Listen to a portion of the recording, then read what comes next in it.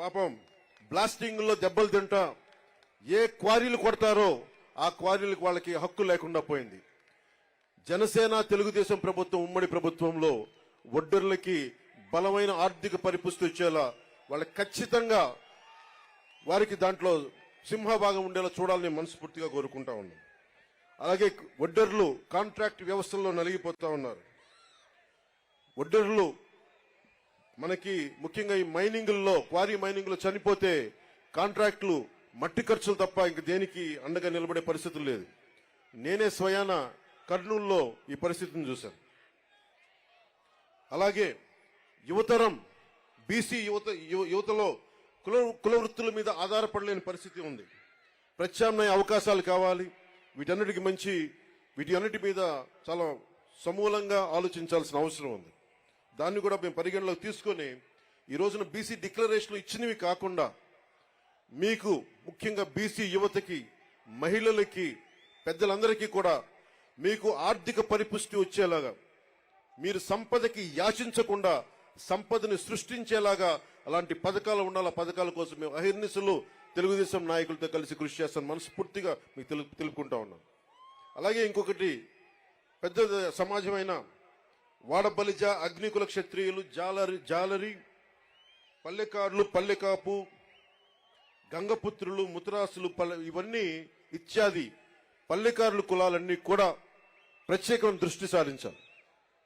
దాదాపు 794 కిలోమీటర్ల తీర ప్రాంతం ఉండి ఈ రోజుకి జట్టీలు లేకుండా ఇబ్బంది పడతా ఉన్నారు. ఇప్పుడు గంగవరం పోర్ట్ లాంటిది నిర్మాణానికి పల్లెకారులు, జాలర్లు, మత్స్యకారులు ప్రాణాలు పోయినాయి. తిరిగి వాళ్ళకి ప్రత్యామ్నాయ అవకాశాలు కల్పించడంలో నిజంగా వెనుకబడి ఉన్నాం.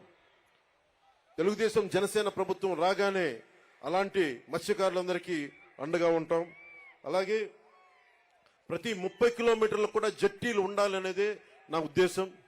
దాన్ని కూడా చంద్రబాబు నాయుడు గారి దృష్టికి తీసుకెళ్లి ప్రభుత్వం ఏర్పాటు చేయగానే ఎంత తొందరగా ప్రారంభించాలో, ఎంత త్వరగా జట్టీలు ప్రారంభించాలో కూడా దాని వైపు దృష్టి సారిస్తాం. ముఖ్యంగా మత్స్యకారుల పిల్లల్లో బాల కార్మికులు ఎక్కువైపోయారు, స్కూళ్లు సరిగ్గా లేక. అలాంటి చోట్ల ఆశ్రమ పాఠశాలలు ప్రారంభించాలని నేను మనస్ఫూర్తిగా ఆకాంక్షిస్తున్నాను. అలాగే మేము చేసింది, మా నాయకర్ గారు కానీ మేమందరం చేసింది, జగన్ వచ్చి రాగానే బీసీల దగ్గర డబ్బు ఉండకూడదు, పల్లెకారుల దగ్గర డబ్బు ఉండకూడదు, మత్స్యకారుల దగ్గర డబ్బు ఉండకూడదు అని చెప్పి జీవో 217 పట్టుకొస్తే ఆ రోజున మేము నర్సాపూర్లో నేనే స్వయంగా ఆ జీవో 217 2 ముక్కలుగా చించేశాం. ఏదైనా సరే ఒకటే మాట చెప్పి నేను ముగిస్తా ఉన్నాను.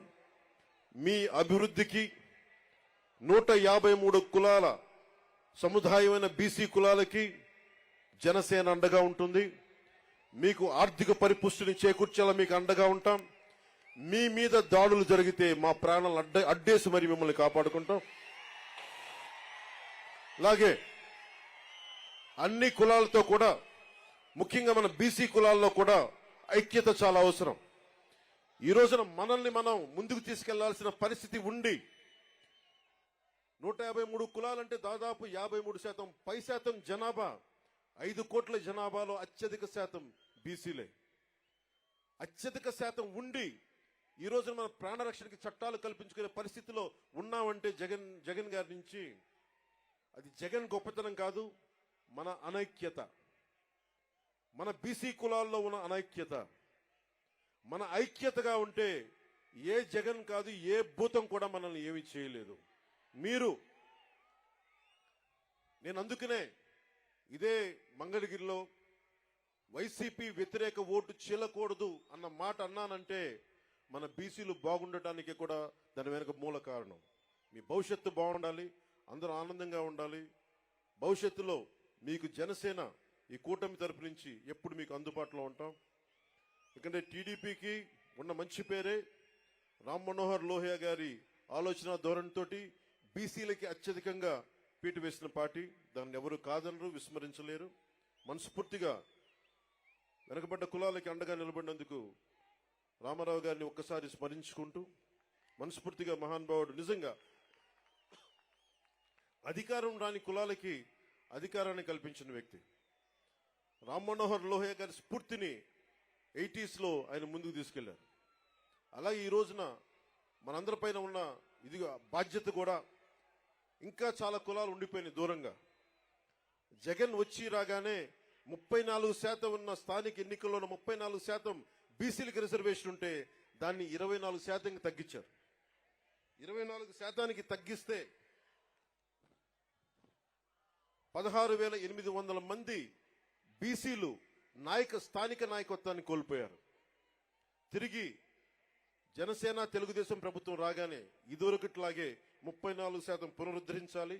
అలాగే బాగా నచ్చింది నాకు ఈ దీంట్లో తిరిగి కేంద్ర ప్రభుత్వానికి 33% చట్టసభలో రిజర్వేషన్ కల్పిస్తామని చెప్పింది కూడా నాకు మనస్ఫూర్తిగా దానికి ఆనందం అనిపించింది. సో దీనికి ఈ బీసీ డిక్లరేషన్కి మనస్ఫూర్తిగా జనసేన మద్దతు ఉంది.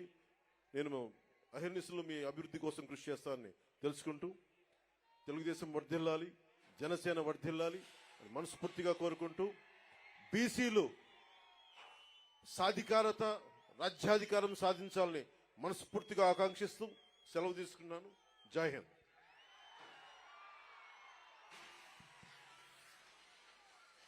బలహీన వర్గాలకి తోడుగా ఉంటానని, బలహీన వర్గాలకి జై హో బీసీ కార్యక్రమానికి సభకి విచ్చేసిన బీసీ సోదరులందరికీ